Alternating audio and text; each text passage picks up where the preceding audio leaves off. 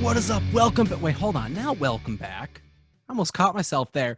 Not welcoming you back. Welcome to Vinyl Tires Live from Western New York Pod-Con Showcase. We are going digital. This is the second annual one we've done.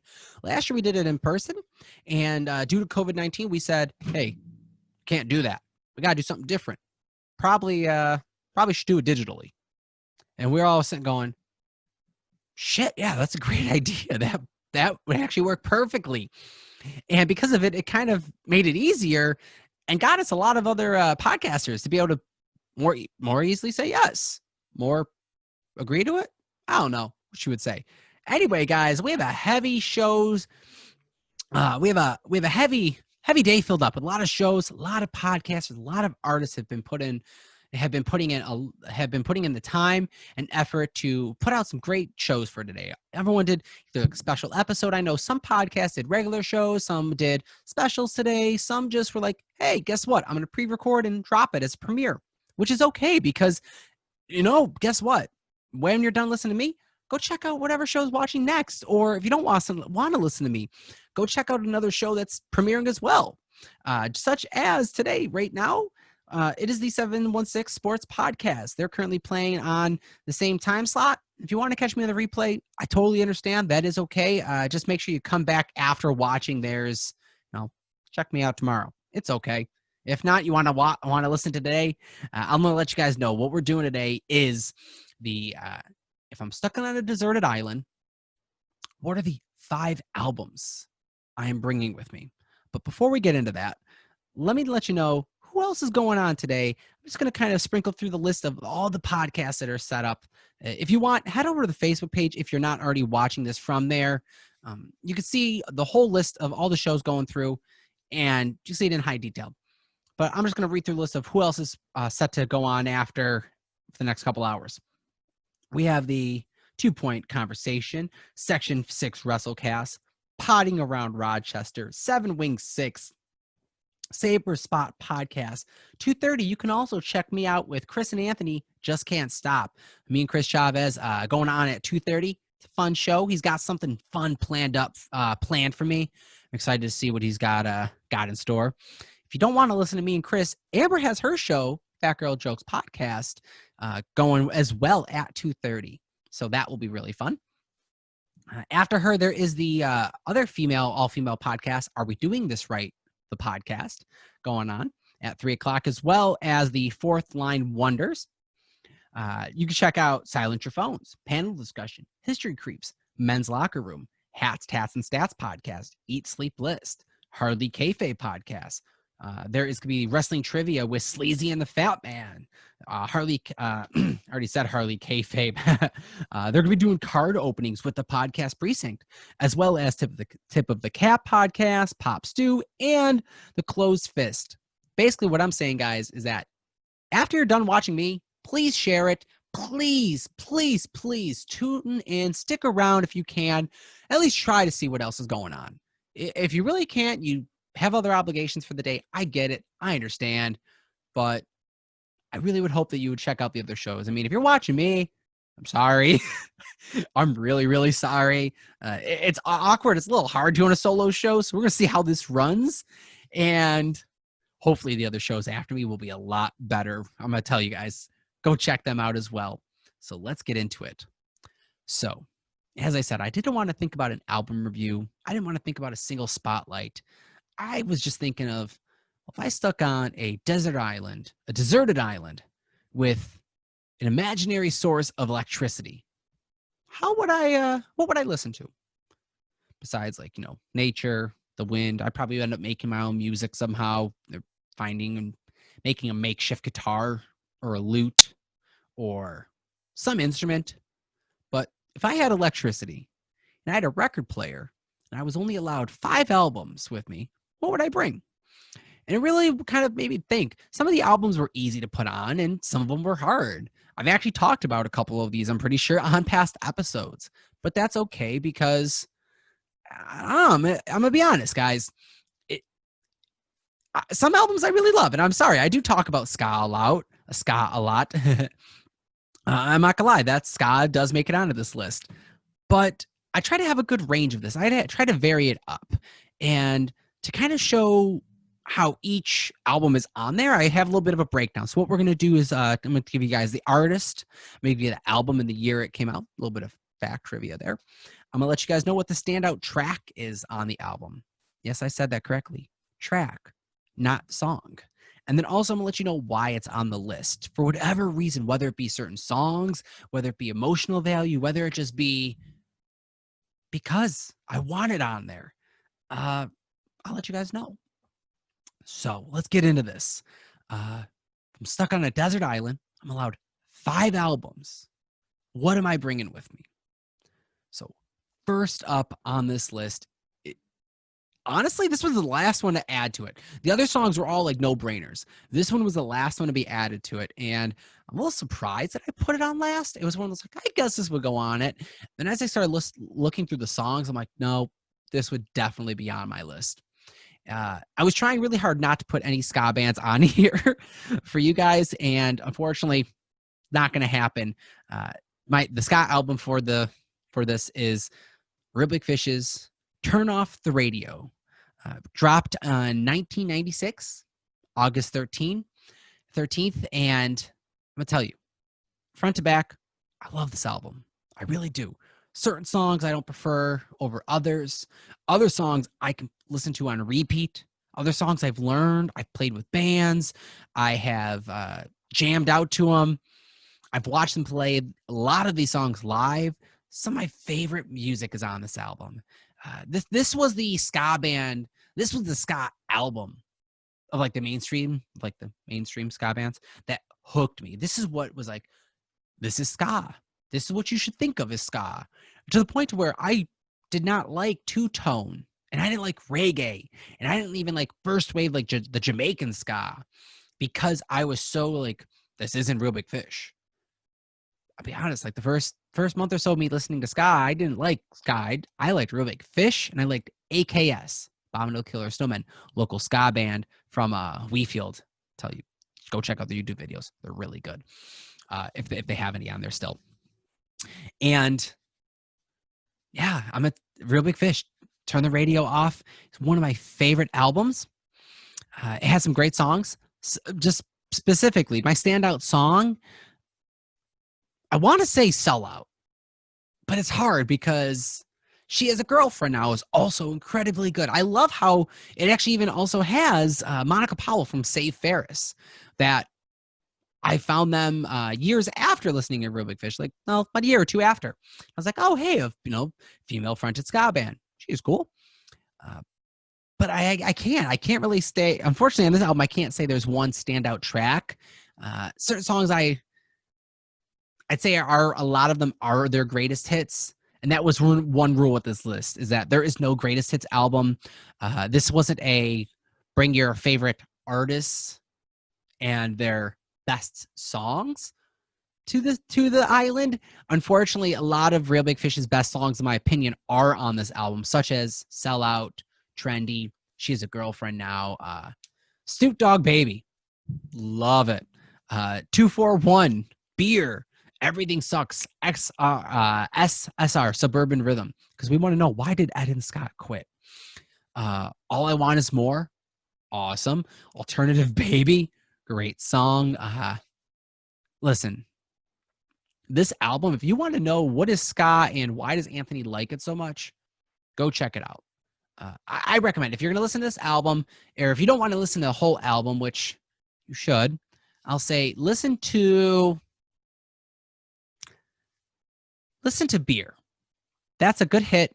It's one of their most popular songs, but it's not Sellout, which I do love, but I feel Sellout sometimes overshines Beer, especially in my personal opinion, and I'm trying to recorrect that. So listen to Beer.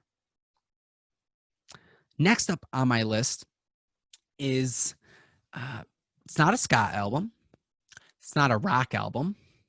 It's not an opera, country, classical, metal, hip-hop album.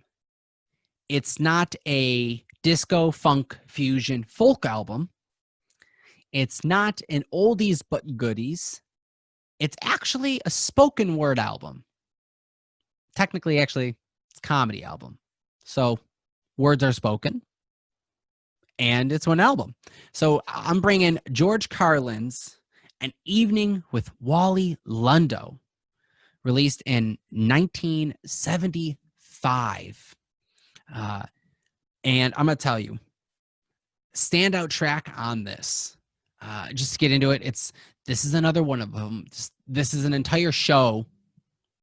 This is an entire show of just hit after hit of just jokes after jokes, because that's why I'm bringing this.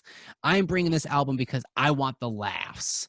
The Real Big Fish was meant to help me pick me up when I was feeling down and I need a good dance. This one is going to be helping me bring the laughs, because if I'm stuck on an island, I'm feeling down.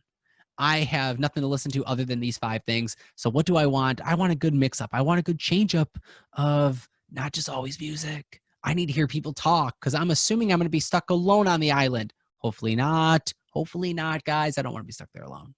But if I am, I need to hear people talking. It's always the best when you find an album and there's a hidden track and it's just them kind of like the band shooting the shit. You're like, oh, hey, that's kind of cool. Well, you get albums like that with comedians, where it's just them talking, doing their stand-up, just throwing jokes at the crowd. And that's what this is. I first found this because of my grandmother. This is when I first found out about George Carlin. He quickly became one of my favorite comedians, and he he's even cameoed in a couple of my favorite movies from Kevin Smith. He was in Dogma and Jay and Silent Bob Strike Back. Freaking great roles. I feel like he was in another one. I can't go. I'm going blank on it right now. But I remember being a kid and listening to, I'd say, if anything, standout track on this, News, just because it just kicks off with the whole, let's talk about the news, things going on in the world. I think I messed that up, but oh well. But like the way he brings it in is just like, okay, here what you do. And it's just he has such wordplay, and his writing and his jokes are so intricate and so intelligent, so finely crafted, that I always thought growing up that you had to watch a comedian or you had to watch a comedy like Adam Sandler, Three Stooges. When I was a kid growing up, it was like a lot of Jim Carrey, Will Smith stuff. That was kind of the comedy that I was exposed to. Tommy Boy or Chris Farley, some stuff from SNL, which I didn't know that George Carlin was originally in SNL. I ended up finding that out as I became a fan of his. And when I was introduced to this album, it was through my grandmother. I remember we were hanging out. I was at her house one night, and I was in middle school, I was sleeping over.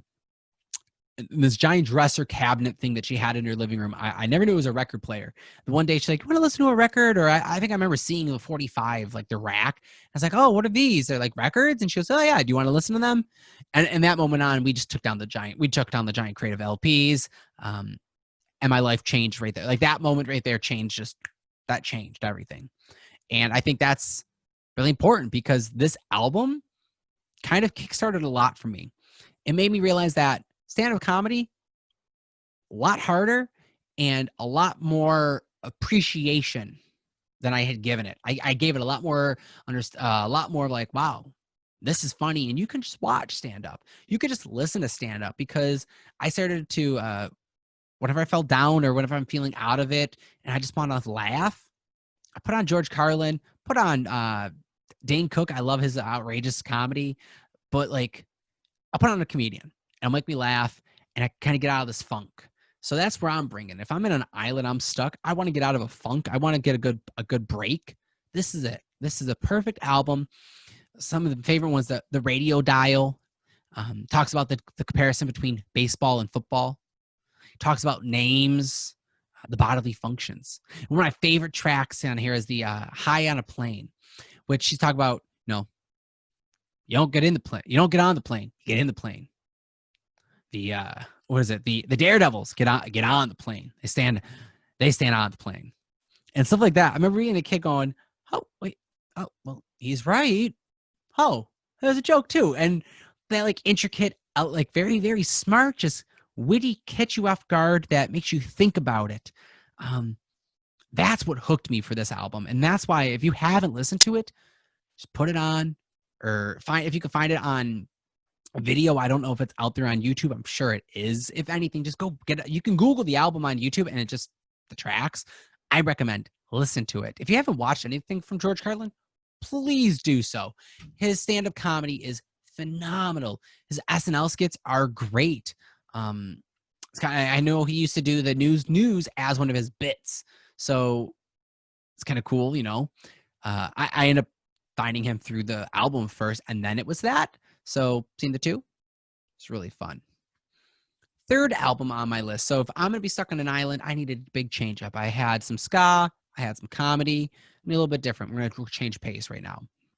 On this album, sorry and sad to say that I didn't listen to it until this year. No, last year. It missed my radar. Actually, no, it didn't. I kind of didn't want to listen to it. Just more of the idea that everyone talked about them so much that part of me was like, I'm not listening to them. And then Chris got me to.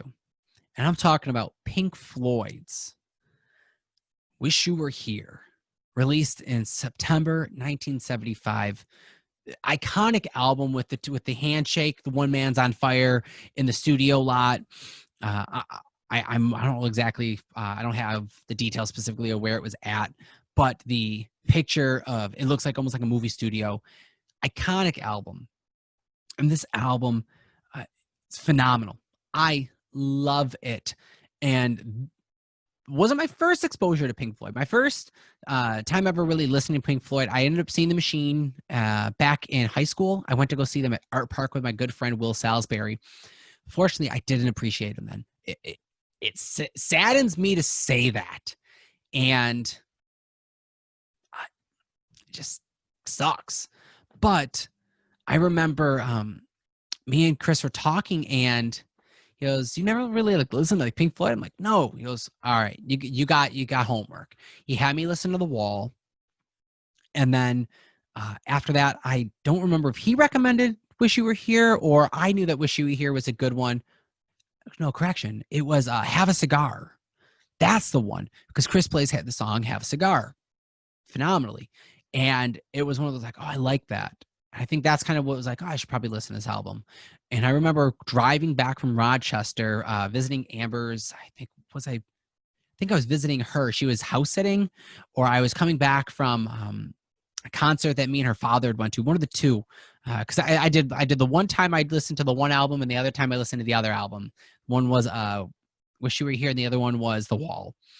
But driving back, I put on Wish You Were Here about halfway back from Rochester, and I just finished it as I was pulling into the house. I actually took a little bit extra time and cruised around the neighborhood before getting home because I wanted to listen to the whole album. So I did. Like the first time fully listening to this was in a car ride to its entirety, no skips, and just loving it and enjoying it. It's a beautiful album. A lot of great, a lot of good music coming out of it. Very iconic. The title song, Wish You Were Here. Everyone knows that. I knew this song. I knew that this was a Pink Floyd. I've heard this song. My cousin Adam used to play this at family parties all the time on guitar, and I'd be like, "Oh, that's a really hard-looking song to play on guitar." He's like, "No, it's not that bad." And I remember after listening to this, I was like, "Fuck it, I want to learn how to play this." So I did. Figured it out. Forgot about it because I don't practice enough. I'll say I love "Wish You Were Here." Welcome to the Machine. Oh my God, I love that song.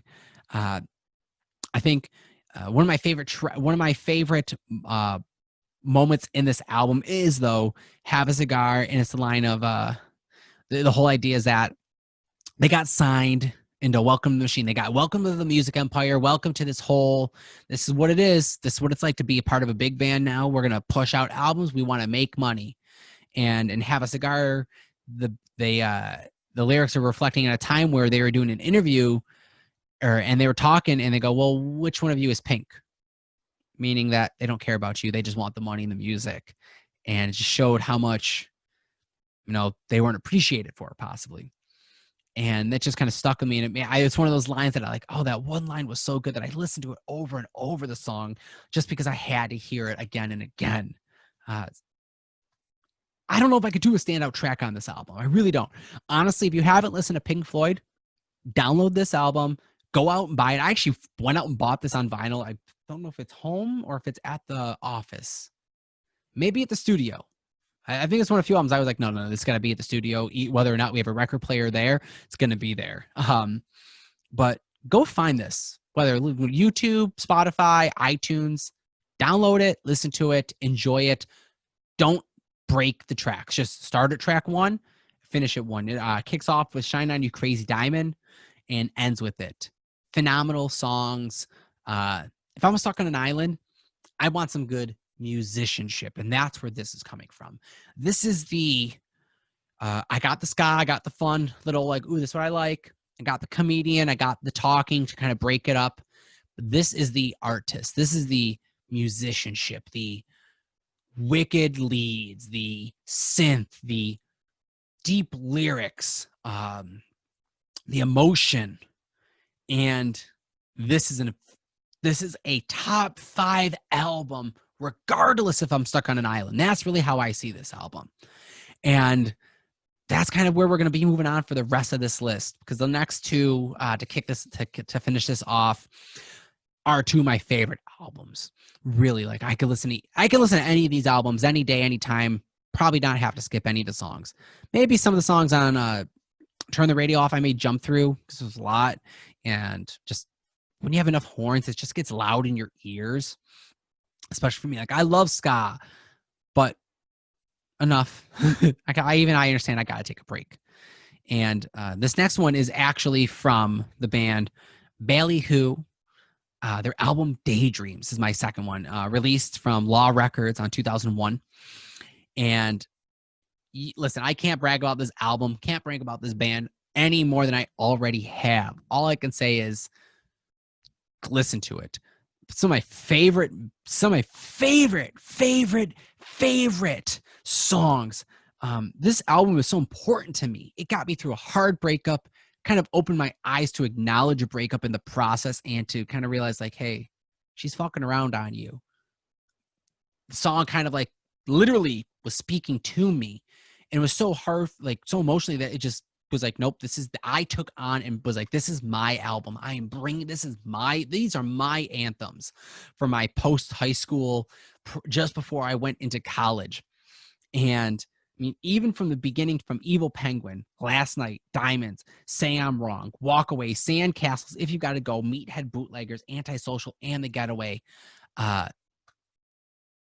This is a start to finish. I will hit play, go mow the lawn, and just listen to it on a repeat until I'm done mowing the lawn. I'll sing the entire time. And I apologize for all my neighbors that can hear me singing. Sorry, but not sorry. I love Ballyhoo, and you guys should all listen to it too. I'm just going to share it as much. If I'm on an island, I really chose this one because not only does it have a nice story to it, and that's really kind of how I see it. It's more of those, I don't see it as a full-on concept album that it tells a distinct story of like a narrative, but each track follows the process of almost like the grieving, the processes of like you're breaking up, or you meet the girl, you fall in love, you start to realize she may not be at all, she's cheating on you, you go through the breakup, you go through the anger, you go through the grieving process, and you're going to be okay at the end. It has a nice complete circle and a full tale, a full story, and that's why I'm choosing this for my album. Apart from loving it, this is one of those, all the songs are similar but different enough because it has sorry guys, it has that reggae type influence, but then there also has those ska beats, but then it also has that punk rock, which I didn't really choose for this album. I didn't choose for this list at all. I don't have no punk. I don't have no Green Day. Surprise. I'm blown away. I didn't put Green Day on this album. I know I'm going to get hated on for that. I can only imagine what everyone else is going to be saying on what I didn't put on this list. But Ballyhoo Daydreams, number 2 on my list. If I'm stuck on a deserted island, what am I bringing? This is one of the albums. I actually remember that I was waiting forever for this to drop on vinyl, and it just dropped on vinyl last, it was last September. And Instantly, Midnight Drop, bought it. Couldn't wait for it. Was so excited. The album art itself is beautiful. The vinyl, it's beautiful. This is a great album, start to finish. And if I'm stuck on an island, I want to hear a story. I want to hear something to make me feel good. This is kind of like my chick flick or my feel good movie at the end of it. This is what I'm watching. This is what I'm listening to on record. Hell, if I'm going to go to a deserted island, I'm bringing this vinyl with me. I'm going on vacation, guys. I'm bringing this. If I'm going on a plane, I'm bringing this. Just God forbid, just in case I get deserted on an island, I have it with me. I'll find a fucking way to listen to it if I don't have a record player. But with that leads us up to our last album. If Vinyl Divers, we were stuck on an island, what 5 albums will we bring with us? And once again, as I said, this is not a greatest albums list. Unfortunately, some of the albums I have chose, I do feel are some of the band's greatest songs, though. So kind of fits for me. And the last album is one that is near and dear to me. One that was one of the first albums that I was like, I love this album. I love this band. And I am in. You hooked me. This is it. And this is Love Gun by Kiss, dropping in 1977, Casablanca Records. The album art alone, I remember just being like, oh, it was like almost like a comic, like it was like drawn. It was like almost like the one thing I loved about Kiss albums, they're some of the earlier ones, they all had like this like poses, and they all had like this there was a design theme to them where it wasn't just like a picture of a face or like shadowed or like pictures. It was like drawn, like hand drawn. I love it. This album, up and down, some of my favorite songs are on it. Love Gun, one of the first songs that when I started playing electric guitar, I learned it. Learned the solo, used to jam out. I used to be able to do every bit to this song. This was my standard. I knew it. That song, Love Gun, made me so much want to sing more, sing in a band. I wanted to be Paul Stanley. I love his voice, and Love Gun is great. Apart from Love Gun is I Stole Your Love. Again, Paul Stanley. Love that song. Christine 16. Gene Simmons. This was a little bit of a late hit for me, but that whole Christine 16. That whole just like it's chugging, can't live with her, can't live without her. Fucking awesome. Like Gene's voice just he hooks you, and you can just hear it's got like that Dickie Barrett, that voice going. I love it. I'll say one of my other favorite songs on this album. This one is a sleeper on me. Is that I didn't get to really liking this until I started doing the Kiss lip sync band. Back when I was in the end of high school, early beginning college, I used to play the part for Ace Frehley on Halloween night. We used to dress up, do a lip sync concert. I knew a lot of Kiss back then, so I actually used to play part of the parts. We never plugged in, but one of my favorite parts is that I did a solo, and I got to do Shock Me, where we used to get up and put the tube in my arm. We used to have like a fog machine playing, and we'd make it look like a guitar was getting set on fire, and I'd have the makeup. We'd be all dressed up in costumes, and because of that, I used to have to actually like learn the song Shock Me, because I had to like lip sync it. You guys know what I'm talking about. Anyway, Shock Me. Love it, guys. This album, up and down, from Love Gun, Hooligan, Plaster Caster, and then She Kissed Me, which is out of nowhere, completely different, which, I mean, growing up, it was like, wait, what?